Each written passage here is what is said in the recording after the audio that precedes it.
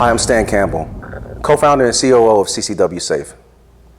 I'm a retired police lieutenant, and for 15 years of my career, I've trained over 4,000 police officers and citizens as an instructor in self-defense, use of force, and de-escalation techniques. Recently, CCW Safe released a new course called The Art of De-Escalation, which is an introduction to the understanding what it is and some simple tips that can be used to resolve an encounter in which there's conflict.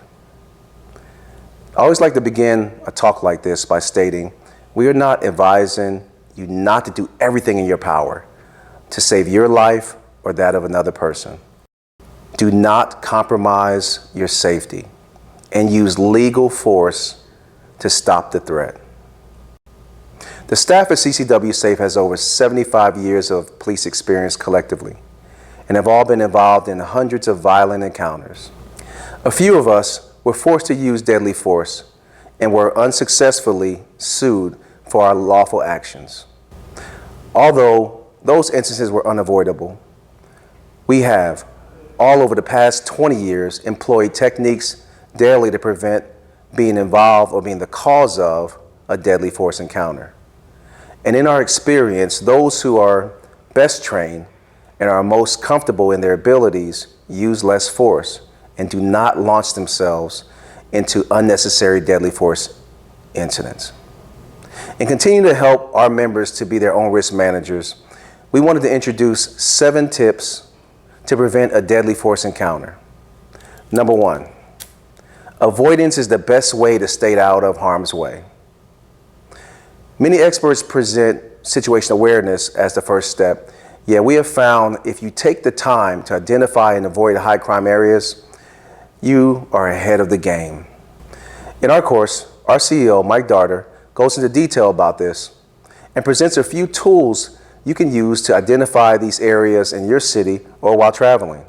Number 2, think like a cop and mentally practice for deadly encounters.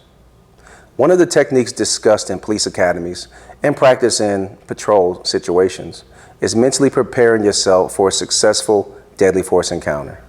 And what I mean by that is that you want to work through the scenario in your mind and the attack or any escalated situation where you make the decisions that are tactically sound and also go through the motions, finding cover, getting your weapon, and having success.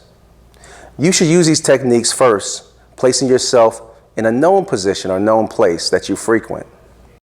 Number 3, positioning is the key in tactics. As a member of SWAT and as a self-defense instructor, success in any operation or physical confrontation weighed heavily on superior positioning and readiness. As a concealed carrier, you must think about positioning yourself in places to provide you the best defensive advantage. When in restaurants, I always sit either near a secondary exit or at least in a seat in which I can see the front door. When pulling up to a convenience store, I pull into the parking space so that I can see the attendant and anyone in front of the counter. That's before I leave the car. That way, I won't have to be caught off guard and walk into a robbery in progress. I also make sure that I plan my gas and ATM runs during the day and choose locations that don't have a bunch of blind spots or are isolated. Number 4, training in situational awareness is sometimes more important than range time. We all have the ability to identify when something is out of place or someone just does not match our surroundings. Make sure you practice people watching as you enter any situation so you can pick out potential threats. Don't forget, we all get drawn into technology, so when your phone goes off, use that first alert to just identify where you are and take a quick look around for your surroundings, and then pick up the phone on the second or third ring. Number 5, call for help if you can before and after you react. In those situations that either you walk upon an incident or an incident presents itself to you, where you can call the police, do so. Many concealed carriers get themselves into trouble trying to intervene with a secondary dispute before calling 911. They need to get the police started. Police officers call for backup, and you should too. And if there's no time and you have to react and you can successfully de-escalate the situation, you should still call the police to make them aware of the suspect. Many of our members have found themselves in need to display their weapons or point a weapon to de-escalate a situation, and they fail to call 911. This is a problem because you have a suspect who will end up calling on them first, and sometimes our members get arrested for this. Number 6, don't be the aggressor in a road rage incident. You have to remember, when you have an interaction with another driver, don't get pulled into their moment in crisis.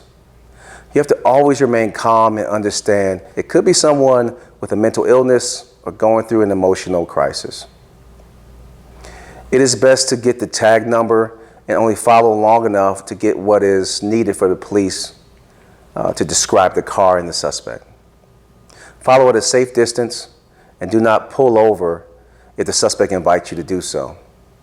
If you're already stopped at a light as such, don't get into a verbal back and forth with them. Don't roll your window down, and also please do not get out the car, no matter what the person says. Number 7, know your limitations and when to tactically retreat. I have many members who try to de-escalate, and then they find themselves dealing with someone that's mentally ill or on drugs. You are not a doctor and you're not an officer, so please know your limitations. Just because you have a gun does not mean that you have to continue moving forward. You could continue to talk to a person calmly as you put a barrier between you and that person. Make sure you look for avenues of escape. Also, watch for the hands. The hands are what's going to hurt you. If you see the person looking around nervously, balling up their fist, taking off their clothes, they're probably ready to attack you. So make sure you create some distance and disengage. If you allow them to believe they won in this stage of the conflict, you actually become the winner because they won't force you into a deadly force incident. Always keep your eyes on them as you back away so that you make sure they're not going for a weapon. So these are just a few tips and suggestions to keep you out of trouble and from becoming involved in a deadly force encounter. Please remember to always respond to every situation and make the same decision you would with a firearm that you would if you did not have a firearm. Take our course, The Art of De-Escalation. Please click the link below, and as always, be safe.